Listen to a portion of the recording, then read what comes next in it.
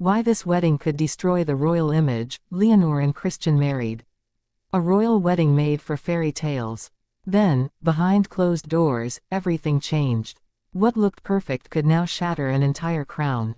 Because this marriage might destroy the royal image. When Princess Leonor of Spain and Prince Christian of Denmark said, "I do," it wasn't just a union of two hearts.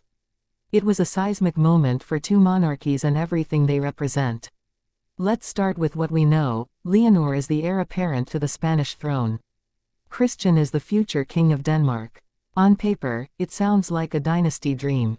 Two heirs, two nations, one bond. But the reality was far more fraught. Barely weeks after the world learned of their engagement, whispers circulated, alliances destabilized, constitutions challenged, traditions under threat. What seemed like an ideal match suddenly became a powder keg. Why? Because this wedding broke more than protocol. Inside private rooms and palace corridors, alarms were raised. Advisors warned of image damage. Public sentiment shifted. The very concept of monarchy began to tremble. To understand how deep the crisis goes, we must open the first loop of curiosity. How did two future monarchs arrive at this moment? They met years ago in diplomatic youth circles. Shared classes, summits, events, two young royals bound by destiny. What started as polite interaction evolved into shared confidences. They understood the weight of crowns, the isolation of their roles. By the time their feelings became serious, traditional expectations shadowed them. She was expected to marry Spanish nobility. He was expected to secure Denmark's future. Their love defied those expectations. But that's only half the story. Next loop. When the engagement became public, the consequences were immediate.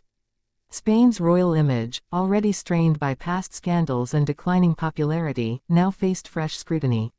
Leonor's every move would be analyzed. Could she retain legitimacy after marrying into another monarchy? Could Spain's identity and Spain's monarchy remain intact if its next queen chose a foreign heir? Denmark had its own worries. The Danish public, used to cautious modern monarchy, saw Christian's choice as bold. But bold can also be risky when your image depends on stability and discreet duty. And so the image war began. What is a royal image?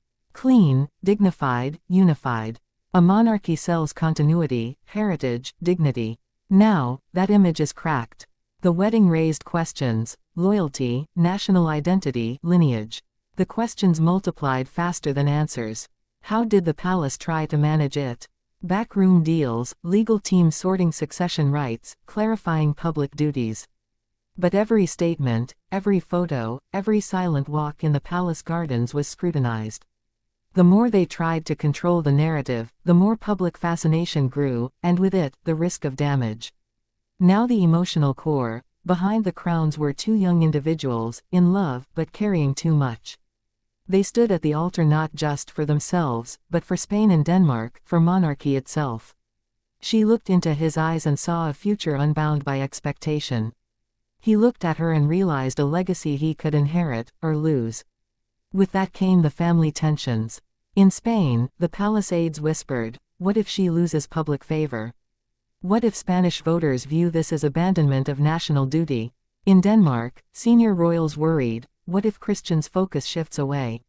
What if public perception changes?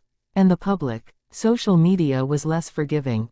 Memes, tweets, divided comments. Some heralded the union as romantic revolution. Others saw it as reckless. The royal image, once invulnerable, was now vulnerable. Here emerges another curiosity. Loop. Could one wedding really erode decades of royal brand management? Because monarchy survives on perception. If perception cracks, the institution wobbles. And yet, there were moments of hope.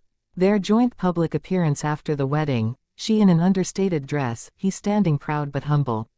Their smiles genuine, their affection real. The image softened. For a moment, the royal image gained warmth, humanity. But image soft is not image strong. The next loop, press leaks.